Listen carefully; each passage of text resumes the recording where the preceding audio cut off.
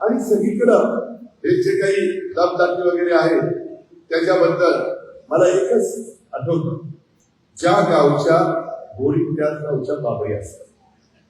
हे साधं गणी त्याच्यावर फार कुणाला शान समजू नये. कोणी आरण केले तर दुसऱ्याला कार्य पण करता येतं. आरेला कार्य करण्याची धमकडे ताकद ही आपल्यात असली पाहिजे. पण हे करताना आपल्याकडनं कुठं चूक होता कामा नये. आपण कुठं कायदा मोडता कामा नये. संविधानाने जे आपल्याला घालून दिलेलं आहे ते कुठं चूक होऊन देता कामा नये. 12 लाखात 10 गुंठे घ्यायचेत का?